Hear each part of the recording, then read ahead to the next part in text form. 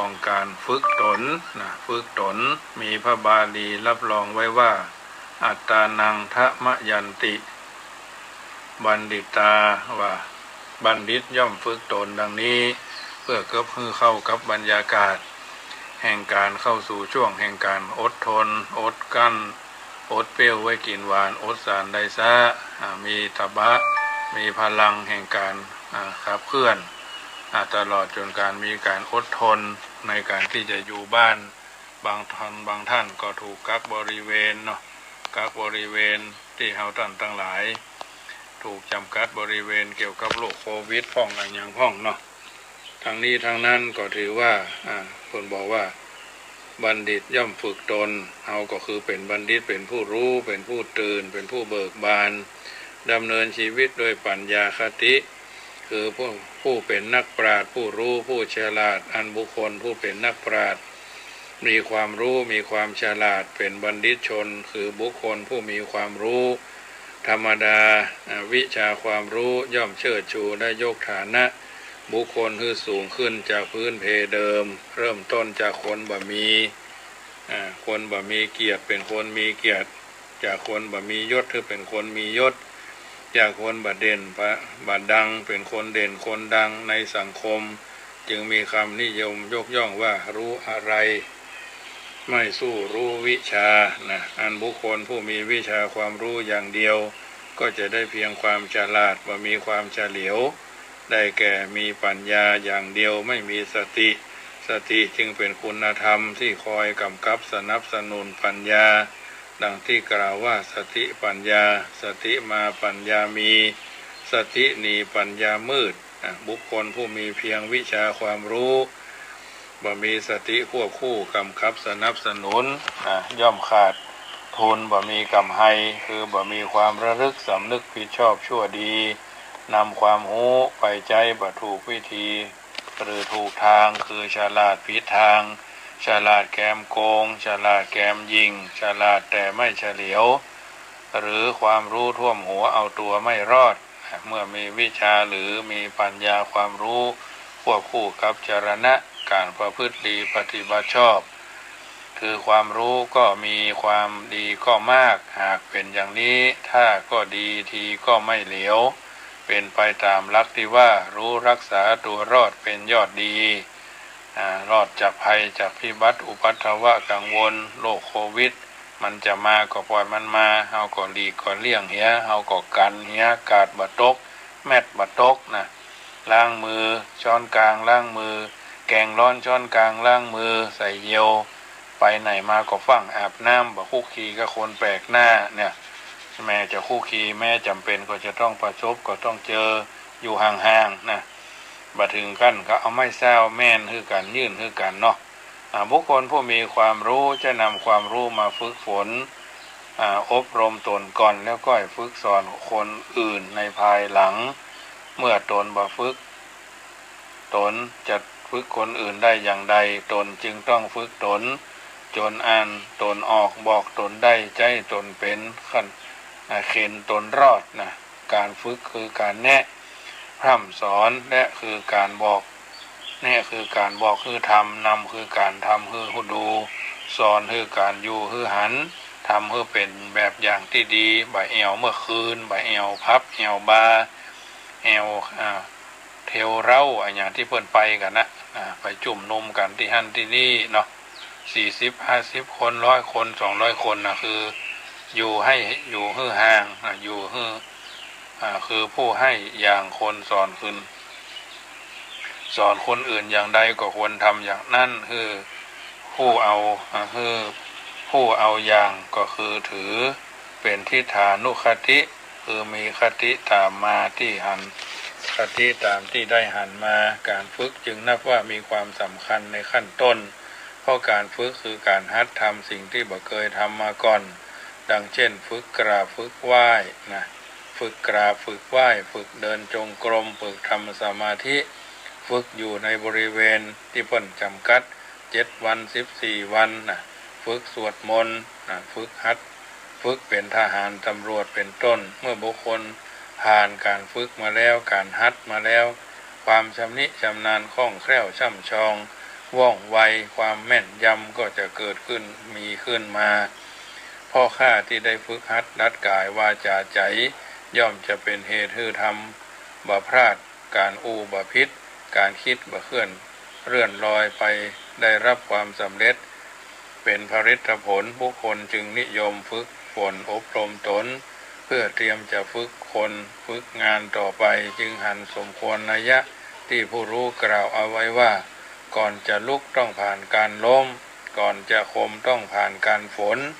ก่อนจะเก่งต้องผ่านการฝึกปรือก่อนจะมีชื่อต้องผ่านการเล่าเรียนนะ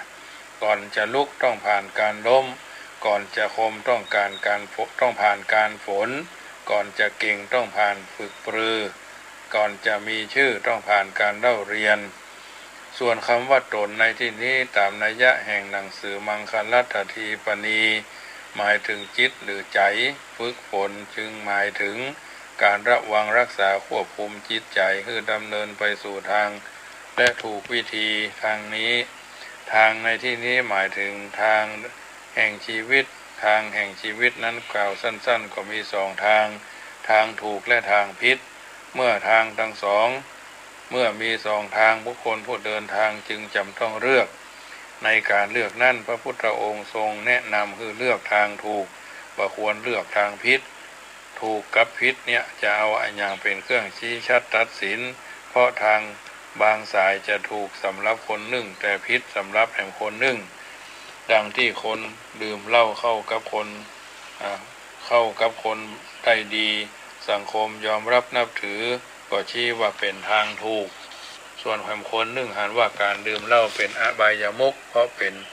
พิษเพราะเป็นทางพิษทางเสียเช่นเสียทรัพย์เสียเวลาและเสียคนก็ชี้ว่าเดินทางถูกเช่นเดียวทางถูกเช่นเดียวกันอันความถูกกับความผิดนี้ย่อมขึ้นอยู่กับเจตนาคือหวังตั้งใจเป็นเครื่องชี้ชัดตัดสินและเจตนานั่นต้องเป็นเจตนาที่บริสุทธิ์เป็นเจตนาที่เกิดจากความหลงไหลมัวเมาเข้ามาชี้ชัดตัดสินไม่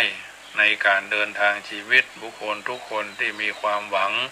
ตั้งใจอยากดีไม่อยากเสียความต้องการดีนี่เองคือเจตนาอันบริสุทธิ์บุคคลผู้หวังดีคือทางชีวิตที่ดำเนินไปแล้วบรรลุถึงความดีสมเจตนาทางนั้นนับว่าเป็นทางถูกส่วนทางใดผู้ดำเนินไปแล้วได้รับความเสียหายจะเป็นการเสียทรัพย์เสียเวลาเสียเกียรติและเสียประโยชน์หรือเสียศีลเสียธรรมทางนั้นนับว่าเป็นทางผิดทางเดินแห่งชีวิตจึงมีทางถูกคือทางดีทางผิดคือทางเสียเท่านั้นสำหรับการฝึกฝนให้ถูกวิธีนั้นหมายถึงการปฏิบัติตามคำแนะนำพร่ำสอนด้วยวิธีการ5อย่าง1การปกครองตัวเก่าหรือการปกครองตนประการแรกความจริงความรักตนหรือชีวิตของตนย่อมอยู่เหนือความรักอื่นใดหมดดังที่พระพุทธพจน์พุทธเจ้าตรัสว่าอัตตาหิปรมังปิโยตนแลเป็นที่รักอย่างยิ่งนัตถิอัตตะสมาเปมังความรักอื่นเสมอด้วยตนไม่มีความรักตนหรือชีวิตของตนเป็นที่หนึ่งรักคนอื่นและสิ่งอื่นเป็นที่สองทุกคนอยากให้ตนเป็นคนดีมีความสุขบ่ต้องการให้ตนเป็นคนชั่วตกต่ำลำบากยากจนเดือดร้อนเป็นทุกข์จะต้องถนอมตัวรักษาให้ดีตลอด3 วัยได้ที่ว่ารักษาตนด้วยดีตามลำดับมาถ้าหลงประมาทมัวเมาในวัยต้นมาฝึกฝนอบรมตนให้ถูกทางถูกวิธีในวัยกลางหรือวัยสุดท้าย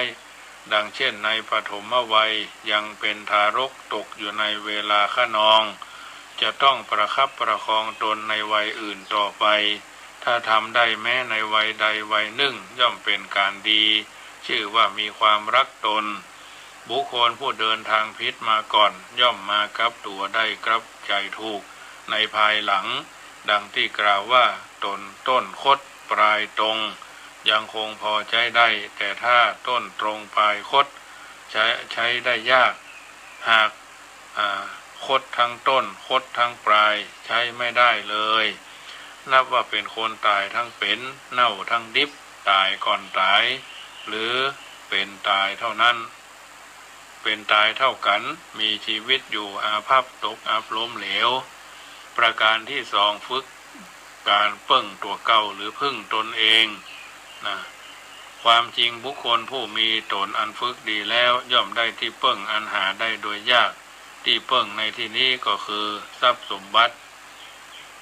และคุณสมบัติที่เพิ่งตนเองนี่นะทรัพย์สมบัติและคุณสมบัติ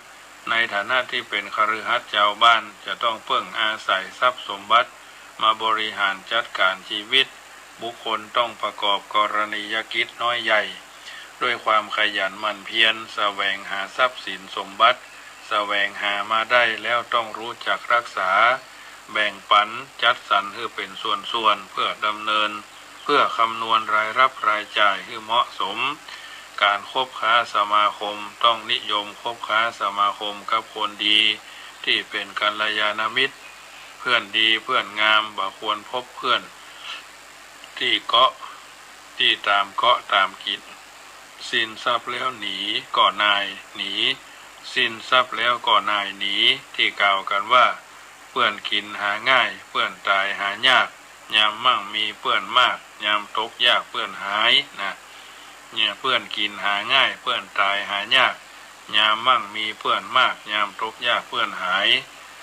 แม้การใช้การจ่ายก็เหมาะก็พอเหมาะพอสมควรบ่เบียดเบียนรอจนเกินไปบ่เบียดเบียนกรอจนเกินไปบ่ฟุ่มเฟือยจนเกินการใช้จ่ายให้ดูรายรับรายได้บ่ใจเสียเกินได้ใจเกินมีรายจ่ายควรให้พอดีกับรายรับเหลือน้อยกว่ารายรับจึงจะนับว่าถูกต้องสอดคล้องกับคำว่ามีเกินใช้ได้เกินเสียส่วนที่เพิ่งคือคุณสมบัติหมายถึงคุณงามความดีที่เกิดมีจากการประพฤติปฏิบัติฝึกหัดกายวาจาใจโดยให้กายมีความอ่อนน้อมวาจามีความอ่อนหวานจิตใจมีความอ่อนโยนกายอ่อนน้อมคือกิริยาถ่อมตนบ่ลดตัวจนเกินควรบ่ถือตัวจนเกินงามตามภาษิตที่ว่าปริภูโตมุทุโหติอ่อนไปก็ถูกดูหมิ่นอติโขจะเวระวาแข็งนักก็มักมีเวรนะปริภูโตมุทุโหติอ่อนไปก็ถูกดูหมิ่นอติโขจะเวระวาแข็งนักก็มักมีเวรอันวาจาอ่อนหวานคือคำพูดไพเราะพูดดูดดื่มเปล่งออกมาจากใจที่สลวยสะอาดไม่มีโทษอันเป็นกรรมที่หอมหวานชูกำลังใจของผู้ฟังให้ชื่นบานเป็นเสน่ห์มหานิยมเป็นที่ชื่นชมรักใคร่นับถือของผู้ฟังใจอ่อนโยนใจคือใจที่อ่อนน้อมใจที่นอบน้อมละมุนละไมระม่อมถ่อมตัวสงบเสงี่ยมสุภาพเรียบร้อยมีเมตตากรุณาปราณีอบอ้อมอารีเอื้อเฟื้อเผื่อแผ่จุนเจือด้วยกายวาจาใจที่อ่อนถือว่าเป็นพรอันประเสริฐเพราะเป็นเหตุก่อเกิดให้บุคคลยกย่องเชิดชูแนะนำไปสู่ความเป็นบุคคลที่น่ารักน่าเคารพนับถือในที่ทุกสถานในการทุกเมื่อประการที่สามฝึกความเชื่อมั่นตัวเก่าความเชื่อมั่นของบุคคลแต่ละท่านแต่ละคนนั้นส่งผลให้เกิดการกระทำเพราะการกระทำการและการคิดที่จะก่อให้เกิดผลผลิตที่มั่นคงได้นั้นจำต้องอาศัยศรัทธาความเชื่อมั่นในเป็นตัวนำและมีความตั้งใจทำเป็นตัวจัดความเชื่อมั่นนั้นตนเองนั้นกล่าวสั้นก็คือความเป็นตัวของตัวเองความเป็นตัวของตัวเองนั้นหาได้หมายถึงการอยู่โดดเดี่ยวบ่เกี่ยวบ่เกาะบ่คบค้าสมาคมหรือเพิ่งปาอาศัยคนอื่นก็บ่ใจหากแต่หมายถึงความสามารถที่จะดำรงชีวิตอยู่ได้ด้วยตัวของตัวเองบ่เป็นเครื่องมือหรือบันไดบันไดร่างร้านคือคนอื่นเหยียบปีน บุคคลผู้ที่จะทำตัวให้เป็นที่เชื่อมั่นได้จะต้องอาศัยความเตรียมพร้อมในเบื้องต้นมีศรัทธาเชื่อกรรมเชื่อผลของกรรมเชื่อภูมิธรรมคือพระปัญญาของพระพุทธเจ้ามีความขยัน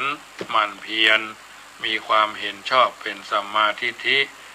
มั่นคงนักแน่นในหลักธรรมคำสอนชื่อว่าเป็นคนมีอิสระมีกำลังกายกำลังใจในอันที่จะสร้างตัวสร้างครอบครัวสร้างหลักปักฐานสร้างคุณประโยชน์แก่ตนและสังคมได้ตรงกันข้ามกับบุคคลผู้บ่มีความซื่อตรงและบ่มีความเชื่อมั่นตัวเก่าจะทำจะอู้จะกึดอะหยังก็มักเป็นบุคคลรับบุคคลจับจดทำการงานด้วยความลังเลสงสัยแม้จะมีวิชาความรู้มากหากแต่ว่าเป็นคนบักกล้าตัดสินใจเด็ดเดี่ยวแน่นอนประการที่สี่ฝึกการสำรวมตนเองอันการสำรวมตนเองเป็นหลักสำคัญเป็นหลักสำคัญประการหนึ่งซึ่งสมเด็จพระผู้มีพระภาคเจ้าตรัสยืนยันว่าปฏิมังเสตมัตตนาจงสำรวจตนด้วยตนเองนะปฏิมังเสตมัตตนาจงสำรวจตนด้วยตนเองคำว่าสำรวจคือการตรวจสอบหรือตรวจค้นการตรวจสอบหรือตรวจค้นตนก็คือการตรวจสอบกายวาจาใจได้แก่การเรียนรู้ตนเองเพราะบ่มีผู้ใดที่จะรู้จักตนเองได้ดีมากกว่าตนเองเหมือนอย่างผู้รู้กล่าวไว้ว่าผู้ที่รู้ความลึกของทะเลก็คือทะเลผู้ที่รู้ความกว้างของฟ้าก็คือฟ้าผู้ที่รู้ความดีความชั่วของตัวก็คือตัวเองเหตุฉะนี้บุคคลผู้ฮักตนจึงจำต้องฝึกสอดส่องสำรวจตรวจสอบตรวจตราตนอยู่ตลอดเวลาว่าการใดควรทำถ้อยคำใดควรพูดอารมณ์ใดควรนึกคิดจักได้รู้ผิดรู้ชอบประกอบการให้เหมาะสมพอดีบ่แคบเกินไปเพราะถ้าแคบนักมักคับขยับยากบ่กว้างเกินไปเพราะถ้ากว้างนักมักไม่มีอะไรจะใส่สมไม่สูงเกินไปเพราะถ้าสูงนักมักจะลอยไปตามลมไม่ต่ำเกินเพราะถ้าต่ำนักมักจะจมธรณีนะไม่แคบเกินไปเพราะถ้าแคบนักมักคับขยับยากไม่กว้างเกินไปถ้ากว้างมาก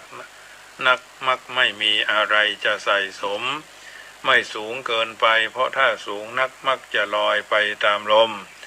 ไม่ต่ำเกินไปถ้าต่ำนักมักจะจมธรณีบุคคลบางคนนิยมสำรวจดูคนอื่นมากกว่าสำรวจตัวเก่าตัวเองตนเองแม้จะสำรวจตรวจดูตัวเองก็ดูในลักษณะคนตาบอดพอบหันความผิดพลาดของตนเองพอดูคนอื่นด้วยตาสว่างแจ่มใสใส่ใจถึงโทษความผิดของบุคคลอื่นทายเดียวความผิดของบุคคลอื่นแม้จะนิดหน่อยเท่าขนาดเม็ดผักกาดก็สามารถพอหันได้ง่ายฝ่ายความผิดของตัวจะโตเต้าผลบะตูมบะโอบะเป้าหัวคนก็หันได้ยากประเภทนี้พลห้องวัดตาบอดน้ำแจ้งหากถูกถามก็กบเกลื่อนเงื่อนงำอำพรางบางคนหันเป็นเรื่องสนุกสนานเป็นอาหารปากมักพูดถากพูดถางบ่ประทุษร้ายกันทางยะกายแต่ประทุษร้ายกันทางปากใจปากเป็นอาวุธเป็นปากหอกปากปืนก็มีบ่รู้สึกผิดชอบชั่วดีมักดื้อด้านต่อคำตำหนิติเตียนยินดีเพลิดเพลินในคำชมเพลิดเพลินจนหลงจนเหลิงและเลิงจนลอยก็มีนะบุคคลผู้คอยสำรวจดูตนเองอย่างนี้ย่อมสามารถที่จะยังหันข้อบกพร่องข้อบริบูรณ์ข้อพิรุธข้อบริสุทธิ์นั้นได้ง่ายได้โดยง่ายเมื่อพบข้อพิรุธก็แก้ไขปรับเปลี่ยนให้ถูกต้องเมื่อพบข้อบกพร่องก็ต่อเติมเสริมสร้างให้บริบูรณ์ตามพุทธวิธีที่ว่าอัตตนาโจทยัตตานังจงเตือนตนด้วยตนเองประการที่5ฝึ ฝึกการเอาชนะตัวเก่าหรือตนเองความจริงความชนะมีอยู่คู่กับความแพ้แต่ในโลกนี้หามีผู้ใดต้องการความเป็นผู้แพ้ไม่มุ่งหวังแต่จะเป็นผู้ชนะเท่านั้นดังเช่นการทำศึกสงครามการพนันขันต่อการกีฬาเป็นต้นย่อมมีทั้งบุคคลผู้แพ้และผู้ชนะความแพ้ความชนะอย่างนี้เป็นของไม่คงที่ไม่แน่นอนผู้ชนะแล้วก็อาจกลับแพ้ได้แม้ผู้แพ้ก็อาจจะกลับชนะได้สมโดยนัยยะแห่งพุทธภาษิตว่านาตังชิตังสาธุชิตังยังชิตังอวชิยติความชนะใดที่ชนะแล้วกลับแพ้ได้ความชนะนั้นไม่ดีแน่นอนเป็นที่ตั้งแห่งความเดือดร้อนชยังเวรังปัสสวติเพราะผู้ชนะย่อมก่อเวรทุกขังเสติปราชิโตผู้แพ้ย่อมอยู่เป็นทุกข์เป็นความชนะที่บัดเด็ดขาดบัดแท้อาจกลับแพ้ได้อีกและไม่เป็นไปเพื่อความระงับกับเกี่ยวพันด้วยเวรนะตังโขชิตังสาธุชิตังยังชิตังนาวชิยติส่วนความชนะใดที่ชนะแล้วไม่กลับแพ้ความชนะนั้นดีเป็นความชนะที่ประเสริฐเป็นความชนะเลิศเป็นความชนะเด็ดขาดและบ่เกี่ยวพันด้วยเวรความชนะที่บ่กลับแพ้นั้นหมายถึงความชนะตามพุทธนิพนธ์ภาษิตว่าอัตตาหะเวชิตังสายโยชนะตนนั่นแลประเสริฐกว่านะอัตตาหะเวชิตังสายโยชนะตนนั่นแลประเสริฐกว่าเพราะฉะนั้นความชนะตนในที่นี้ชี้ชัดว่าชนะใจนะความชนะใจนั้นได้แก่การฝึกใจการข่มใจและการยุดใจการฝึกใจก็หมายถึงการฝึกฝนอบรมตัวเก่าปรับปรุงแก้ไขฝึกใจคือเหมาะสมกับเพศภาวะสถานะกาละเทศะมีสติสัมปชัญญะเข้าประคับประคองจักอู้หรือทำการอันใดไตร่ตรองคือรอบคอบด้วยเหตุผลทั่วประกอบเหตุสังเกตผลบ่ปล่อยตัวปล่อยตนเพื่อเป็นไปตามยถากรรมการรู้จักฝึกใจคือการปรับใจคือถูกที่ปรุงใจคือมีรสแก้ใจคือถูกผมและไขใจคือเปิดกว้างนะปรุงใจคือถูกที่ปรุงใจคือมีรสแก้ใจคือถูกผมไขใจคือเปิดกว้างอันนี้รู้จักฝึกใจได้ชื่อว่าการฝึกตนคือเป็นคนเหมาะสมทันเหตุทันการทันงานทันโต๊ะทันคนการข่มใจหมายถึงการรู้จักบังคับใจคือใจบ่คือโลภอยากได้ในทางทุจริตผิดศีลผิดธรรมบังคับใจบ่คือขุ่นเคืองเกิดความพยาบาทอาฆาตจองเวรบังคับใจบ่คือเกิดความมัวเมาหลงงมงายหูจักเก็บอารมณ์ข่มใจบ่แสดงอาการวิปริตผิดปกตินอกหน้าดังคำที่กล่าวว่าเก็บน้ำขุ่นไว้ทางในน้ำใสออกมาใช้ทางนอกส่วนการยุดใจก็หมายถึงการยับยั้งชั่งใจบ่ปล่อยให้ถลำล้ำลึกเข้าไปสู่ความผิดพลาดเสียหายการยุดใจหรือยับยั้งชั่งใจนี้จะเกิดมีได้ในขณะที่มีสติรู้สึกสำนึกผิดเหมือนการยุดใจของโจรองคุริมานที่ต้องการให้พระบรมศาสดายุดเสียทีจะวิ่งไปไหนกันขันได้ฟังพระดำรัสโต้กลับว่าเราหยุดแล้วส่วนเธอสิยังไม่หยุดการสะดุดยุดใจได้อย่างนี้แม้จะบ่อาจเปลี่ยนจากความชั่วความผิดมาเป็นความดีความถูกก็ได้ก็จริงถึงกระนั้นก็สามารถที่จะยุดใจไว้บ่ทำชั่วความเสียหายต่อไปได้โจรองคุริมานจึงได้ยุดไล่ล่าคนอื่นคนเพื่อแสวงหานิ้วมือในทันทีพ่อข้าที่ได้สติรู้ตัวทั่วพร้อมยอมรับฟังพระโอวาทขอโอกาสบวชเรียนภาคเพียรปฏิบัติ จนบรรลุพระอรหันต์ตัดกิเลสเป็นสมุจเฉทปหารเป็นพระอริยบุคคลในพระพุทธศาสนาการฝึกใจการข่มใจการยุดใจเมื่อผ่านการฝึกฝนอบรมเป็นอย่างดีจะเป็นผู้ที่มีคุณธรรมประจำตัวจะหันได้จากบุคคลผู้มีคุณธรรมคือทานการฮื้อจะเป็นผู้มีอัธยาศัยกว้างขวางบังคับแคบหันแก่ได้หันแก่ตัวมีเมตตากรุณาประจำใจเพราะว่าการฮื้อจัดเป็นสื่อประสานใจในเบื้องต้นที่จะทำให้บุคคลเกิดความรักความเคารพนับถือซึ่งกันและกันความรักและความเคารพนับถือความสามัคคีความสงบและความสุขที่ยังบ่เกิดบ่มีก็จะเกิดจะมีความสุขจะมีบ่ได้ถ้าบ่มีความสงบความสงบจะมีบ่ได้ถ้าบ่มีความสามัคคีความสามัคคีจะมีบ่ได้ถ้าบ่มีความรักความเคารพนับถือความรักความเคารพนับถือกันจะมีบ่ได้ถ้าบ่มีความฮื้อถ้าไม่มีความให้ความเสียสละแม้การฮื้อความรู้การฮื้ออภัยการฮื้อสติการฮื้อกำลังใจการฮื้อความอบอุ่นการฮื้อความยุติธรรมทั้งหมดทั้งมวลนี้เป็นคุณธรรมสำหรับฝึกใจทุกคนจุใหญ่น้อยใจยิ่งทั้งนั้นจึงควรที่จะแสดงถึงความรักความปรารถนาดีมุ่งดีมุ่งเจริญต่อกันและกันต่อจากนั้นความสามัคคีความสงบและความสุขก็จะเกิดมีขึ้นในสังคมดังคำนิยมว่ารักความดีเป็นความรักที่ยิ่งใหญ่รักการให้เป็นความรักที่ยั่งยืนนะรักความดีเป็นความรักที่ยิ่งใหญ่รักการให้เป็นความรักที่ยั่งยืนสุขอื่นจากความสงบบ่มีความสุขและความทุกข์อยู่บ่ไกลใจอยู่ที่ใจเฮานั่นเองใจก็คือตนตนก็คือใจสมดังบาลีกล่าวรับรองว่าอัตตานังทะมะยันติบัณฑิตาผู้มีปัญญาจึงฝึกใจทันโตเศรษโธมนุษย์เสสุบรรดามนุษย์ทั้งหลายบุคคลผู้ฝึกตนแล้วย่อมชื่อว่าเป็นคนดีบุคคลผู้ที่ต้องการเป็นคนรวยจงฝึกใจฮื้อตาฝึกฮื้อทะจงฝึกให้ทานต้องการเป็นคนสวยจึงจงฝึกรักษาศีลต้องการมีปัญญาจงฝึกอบรม